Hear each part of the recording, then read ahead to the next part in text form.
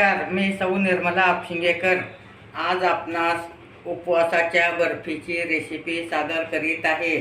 2 वाट्या शेंगदाणे घेणे, 2 वाट्या गूळ घेणे, 1 वाटी खोबरं खिसून घेणे, अर्धी वाटी बदाम काजू घेणे आणि बारीक 1 चमचा तूप घेणे। आता शेंगदाणे छान भाजून घेणे। खरपूस भाजल्यामुळे वरची साल निघू शकते, बर्फी खमंग होऊ शकते।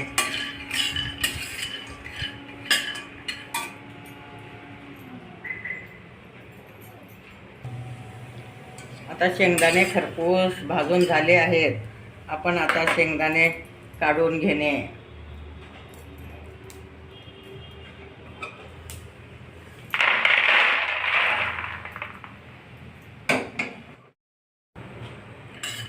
आता काजू सुद्धा भाजून घेणे, म्हणजे खरपूस भाजल्यामुळे त्याला चव चांगली येते, ओलसरपणा जातं।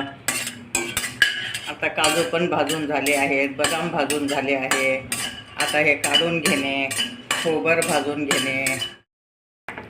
आता खोबर सुद्धा भाजून घेणे,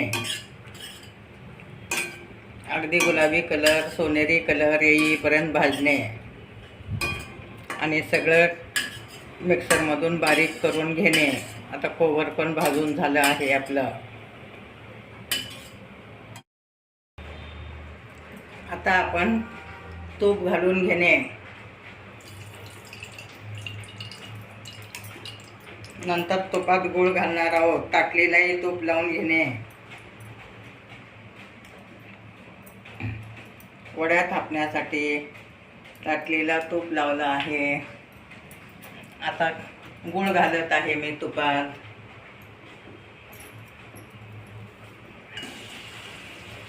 अगदी तुपातच विरघळून घेणे गूळ। 2 वाट्या गूळ घेतला आहे।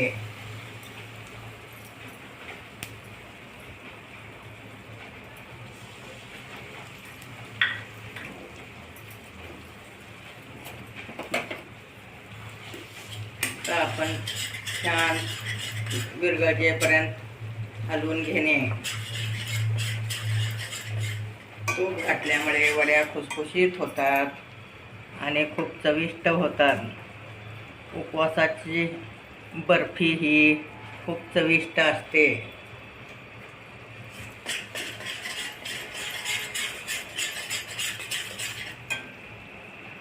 मी आणि थोडं तूप घालत आहे।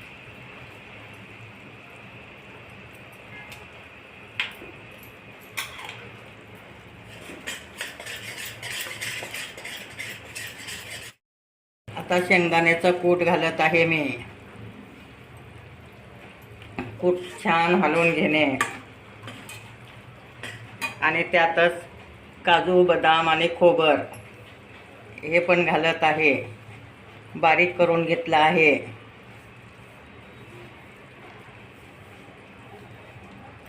आता व्यवस्थित हलवून घेणे। तुम्ही पाहू शकता, गोळा घट्ट होईपर्यंत हलवून घेणे आणि ताटलीवर थापणे।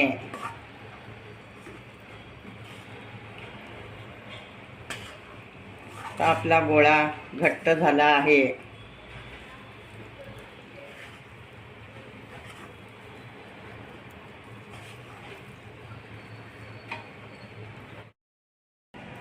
असं वाटीनं थापून घेणे, अगदी सगळीकडे एकसारखं थापून घेणे।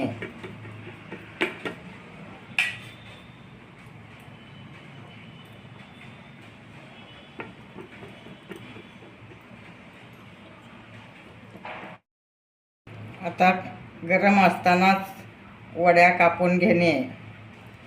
गार झाल्या की कापलं जात नाही, त्यामुळं तुम्ही असं चौकोनी कुठल्याही आकारात तुम्ही करू शकता।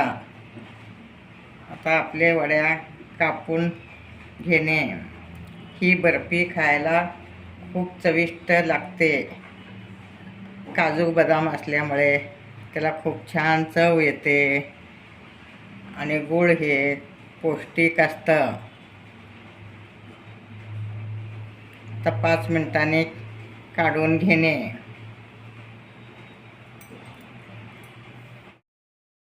आता अशा टाईपमध्ये आपल्या वड्या काढून घेणे.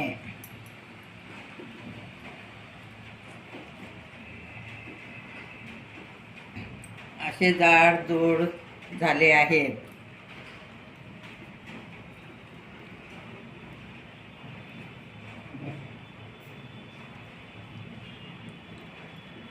सगळे वडे आपण काढून घेत आहोत. आता गार झाले आहेत. गार झाले कीच पटपट निघतात.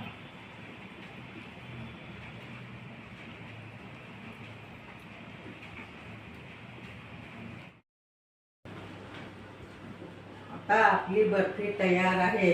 शेंगदाणे, खोबर, काजू, बदाम, गूळ हे सगळं पौष्टिक बर्फी तयार आहे. माझे व्हिडिओ लाईक, शेअर, सबस्क्राईब करा. तुम्ही घरच्या घरी उपवासाला ही बर्फी करून पहा.